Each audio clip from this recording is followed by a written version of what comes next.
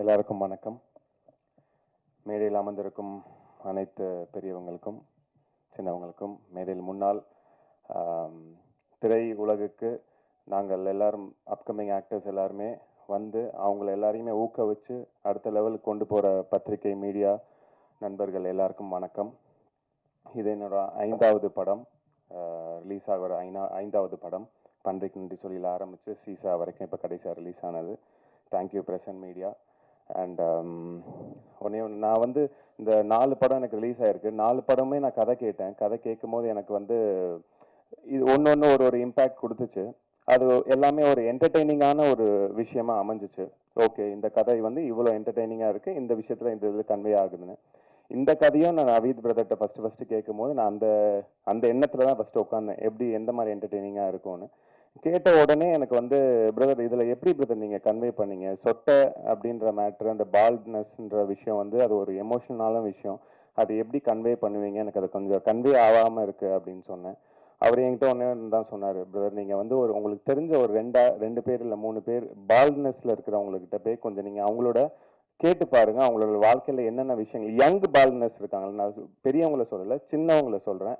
சின்ன வயசுலேயே முடி இழந்துட்டு யங் பால்ட்னஸில் இருக்கவங்ககிட்ட போய் நீங்கள் பேசி பாருங்கன்னு சொன்னார். அதே மாதிரி என்னோட க்ளோஸ் கசின்ஸ் ஒருத்தன், இன்னொரு ஃப்ரெண்டு, 2 பேர்ட்டையுமே நான் போய் பேசினேன். எனக்கு அன்னைக்கு தான் வந்து அந்த பால்ட்னஸோட உண்மையான வழி எனக்கு என்னன்னு தெரிஞ்சிச்சு. ஏன்னா நம்ம காலங்களில் கல்யாணங்கள் வந்து நிறைய காரணத்துங்களுக்காக நின்றுட்டு போச்சு.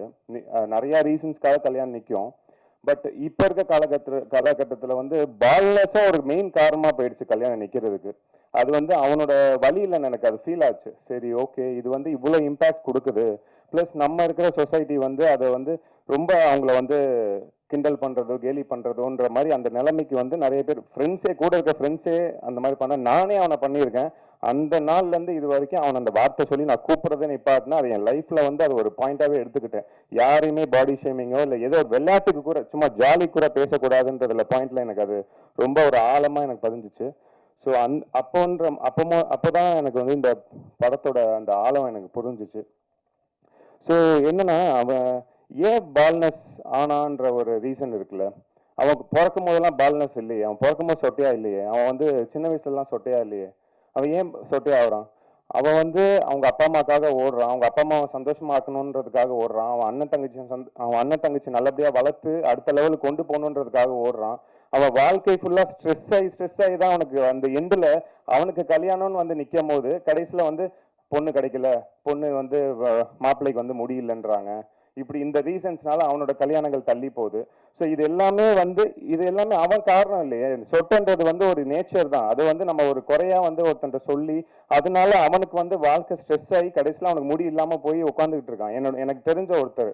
ஸோ அந்த கனெக்ஷன் வந்து என்னன்னா, நம்ம வந்து சொசைட்டி வந்து அவனை ரொம்ப திணிக்க கூடாது. பால்னஸ்ல இருக்கவங்களை வந்து இப்படிதான்ன்றது திணிக்க கூடாது, அவங்கள வந்து பாடி ஷேமிங் பண்ணக்கூடாதுன்றதுக்கு இந்த படம் வந்து ஒரு நல்ல ஒரு யதார்த்தமா அதை நல்ல ஒரு எக்ஸாம்பிளா அமையும். அதுல நான் கண்டிப்பா நம்புறேன்.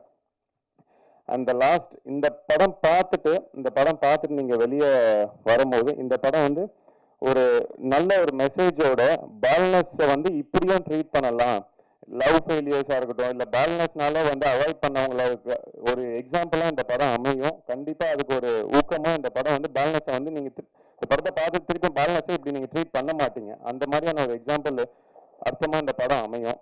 அண்ட் அதுதான் அந்த ரீசன் தான் எனக்கு ஒரு உணர்வு கொடுத்து இந்த படத்தை பண்ண வச்சு. Thank you so much for Naveed brother. இந்த படத்துக்கு எனக்கு வாய்ப்பு அளித்ததுக்கு ரொம்ப நன்றி. அண்ட் முக்கியமாக Sivakumar sir and cable Shankar sir, கல்லூரி வினோத் பிரதர் கெஸ்டாக எங்கள் எல்லாரையும் ஹானர் பண்ணுறதுக்கு வந்ததுக்கு ரொம்ப நன்றி sir. Thank you.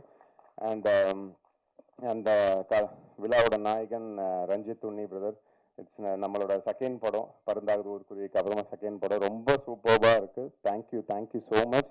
And DOP rice bro, thank you so much for your visuals, எல்லாமே சூப்பராக இருந்துச்சு. அண்ட் லைனாக அப்படியே சொல்லிடுறேன், கோபால் பிரதர், ஜிதேஷ் ப்ரோவோட நான் அடுத்தது எனக்கு சீசான்ற மூவி ஜிதேஷ் ப்ரோ அப்போ தான் எனக்கு நல்லா இன்ட்ரடியூஸ் ஆகி க்ளோஸ் ஆனோம். ஸோ இந்த மூவி அவர் விஷுவல்ஸ் பார்த்தோன்னே ப்ரோ நான் கண்டிப்பாக இந்த படத்தை நம்ம பண்ணிக்கலாம், 10 மியூசிக்கில் பண்ணிக்கலாம் அப்படின்னு சொல்லிட்டு ஆஸ் அ 10 மியூசிக்காக அவங்க தான் இதில் இன்வால்வ் ஆகி பண்ணி மியூசிக் ரைட்ஸ் வாங்கியிருக்காங்க. Thank you brother. And editor Satish, என்னோட பன்றிக்கு நன்றி சொல்லி படத்தோட எடிட்டர், எனக்கு அதுக்கப்புறமா இந்த படத்தோட எடிட்டர். ஸோ அந்த படத்துக்கு எவ்வளோ நீங்கள் ரீச் கொடுத்தீங்களோ அதே மாதிரி இந்த படமும் அந்த அளவுக்கு விஷுவல்ஸில் எடிட்டிங்கில் நல்லா சூப்பராக பண்ணியிருக்காரு. ஸோ இந்த படமும் நல்லபடியாக நல்லா வரும்னு நாங்கள் நம்புகிறோம். ஸோ தேங்க்யூ ப்ரோ கேபி ராஜா ப்ரோ, தேங்க்யூ கேபி ராஜா ப்ரோ. அந்த ஸ்க்ராட்ச்லேருந்து எனக்கு வந்து வேறு பேலன்ஸ்லாம் ஒரு டிஃப்ரெண்ட்டான ஒரு டைலாக் டெலிவரியிலேருந்து எல்லாமே எனக்கு வந்து அவர் தான் எனக்கு சொல்லிக் கொடுத்தாரு. அதான் ஓப்பனாக ஒத்துக்கணும். ஏன்னா சின்ன சின்ன நுணுக்கங்கள் எனக்கு கற்றுக் கொடுத்தாரு. அது ரொம்ப ஹெல்ப்ஃபுல்லாக இருந்துச்சு. Thank you brother. அண்ட் யுவராஜ், இந்த படத்துக்கு ஃபுல்லாக ஓடிக்கிட்டே இருக்கிற ஒரு associate director. So thank you Yuvaraj. And co actors Varshini and Shalini, இவங்க கூட ஒர்க் பண்ணதில் I'm so happy. Thank you both of. உங்கள் 2 பேர் கூடயும் செப்பரேட்டான ஷெட்யூலில் ஒர்க் பண்ணோம். ரொம்ப ஹாப்பியாக இருந்துச்சு. இல்லை வார்த்தைலாம் போடல. அண்ட் முக்கியமாக ரோபோ சங்கர் அண்ணன், ரொம்ப நன்றி. நான் உங்க கூட ஒரு screen space first time share பண்ணியிருக்கேன். Thank you so much.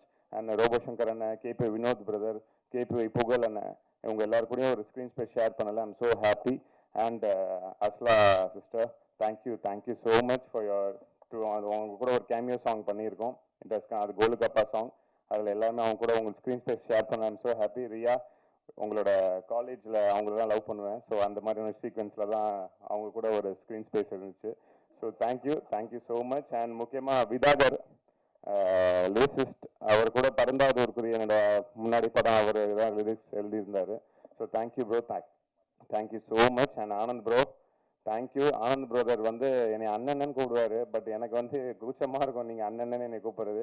ஸோ அது அவர் ஏஜ் என்னன்னு எனக்கும் தெரியாது. So thank you Anand bro for being உங்கள் கூட ஒர்க் பண்ணதில். Thank you one and all. பத்திரிகை மீடியா உங்கள் கையில் தான் இருக்குது. நீங்கள் கண்டிப்பாக ஒரு நல்ல படத்தை கொண்டு போய் சேர்ப்பீங்கன்னு நாங்கள் நம்புகிறோம். Thank you one and all for giving this opportunity. எல்லாருக்கும் நன்றி, வணக்கம்.